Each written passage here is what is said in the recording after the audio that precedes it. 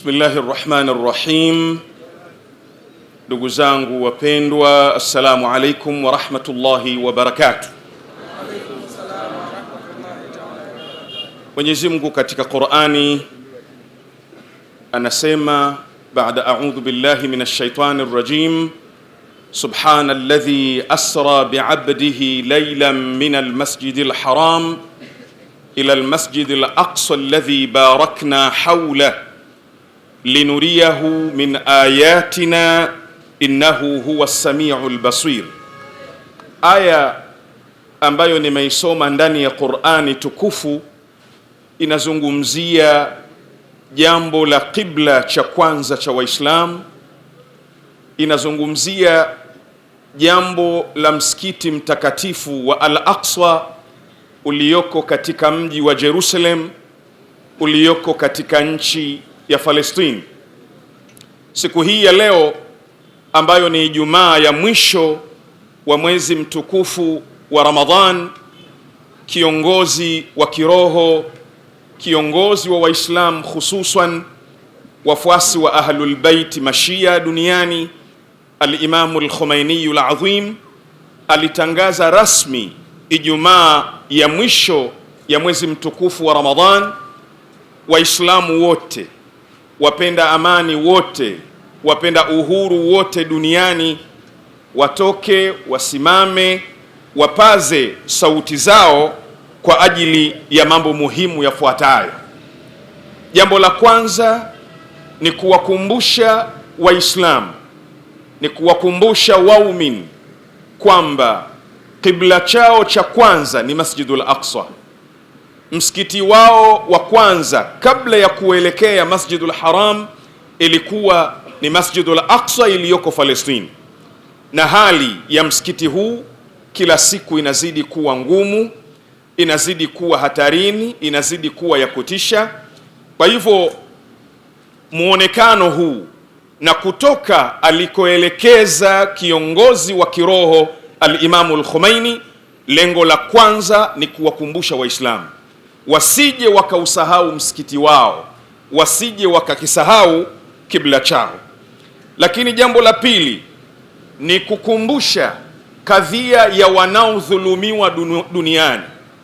Leo hii yanayojiri katika nchi nyingi duniani ni dhulma ya waziwazi, ni ukandamizaji wa waziwazi yanayojiri katika ardhi ya Palestine, yanayojiri Gaza, yanayojiri Lebanon, yanayojiri Iraki, yanayojiri sehemu nyingi duniani. Yote ni mambo ambayo dhulma imetawala, kumwagwa damu ndiko kuliko tawala. Siku hii ya leo, siku ya Quds ya dunia, jambo la pili ni kuwakumbusha walimwengu dhulma ni kitu cha kukiondoa, dhulma ni kitu hakiruhusiwi.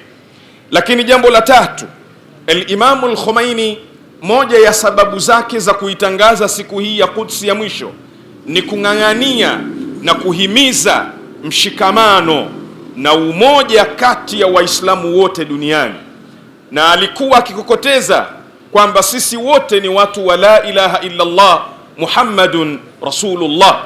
Kwa hivyo moja katika malengo yake ilikuwa ni kuhakikisha Waislamu wote wanakuwa kitu kimoja, Waislamu wote wanasimama mahala pamoja katika kuisimamia haki ya wanaodhulumiwa duniani wote, ikiwemo na haki ya Wafalestini. Lakini jambo la nne ni kuikumbusha dunia na kuwakumbusha walimwengu kwamba amani, utulivu na mshikamano ndiyo kitu muhimu kinachotakiwa kuwa nacho hapa duniani. Kwa hivyo siku ya Qudsi, siku ya mwisho ya Ijumaa, moja ya falsafa yake ni kutangaza amani ya dunia, ni kutangaza dunia iwe ni mahala panakalika. Na sisi sote tumeona na tunaendelea kuona kwamba dunia imekuwa ni mahala hatari, hapakaliki, hali ya maisha inabadilika siku hadi siku.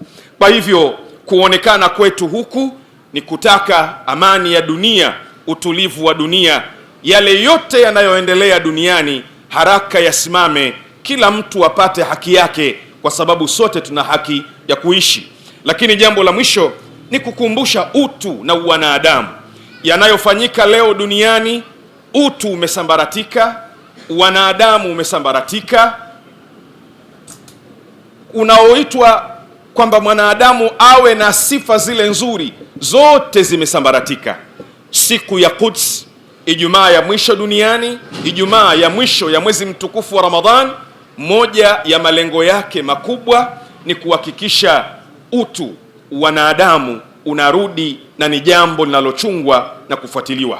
Namwomba Mwenyezi Mungu Subhanahu wa Ta'ala, Ijumaa hii ya mwisho ya mwezi mtukufu wa Ramadhan na siku hii ya Qudsi aliyoitangaza bwana mkubwa al-Imamu al-Khomeini, na damu iliyomwagika ya msaidizi wake na naibu wake al-Imamu al-Khamenei, iwe ni sababu ya umoja wa Waislamu, iwe ni sababu ya umoja wetu wa kitaifa hapa Tanzania, lakini na mshikamano wa dunia yote. Namwomba Mwenyezi Mungu Subhanahu wa Ta'ala atupe baraka katika nchi yetu, atupe utulivu katika nchi yetu, atupe taufiki katika nchi yetu. Nchi yetu aifanye ni nchi ya amani na utulivu na mshikamano, aiondolee nchi yetu aina zote za hasadi, mabalaa na matatizo. Lakini aliyekamata bendera yetu ya mshikamano na umoja wetu na amani yetu katika nchi hii, Mama Samia Suluhu Hassan Daktari, Mungu ampe nguvu katika nguvu zake, amlinde kwa macho yake mawili ambayo hayalali, yeye na wale wote wanaomsaidia, na kila anayemkusudia yeye na shari na taifa hili asambaratike wala asisimame. Qudsi iliyobarikiwa. Wassalamu alaikum wa rahmatullahi wa barakatuh.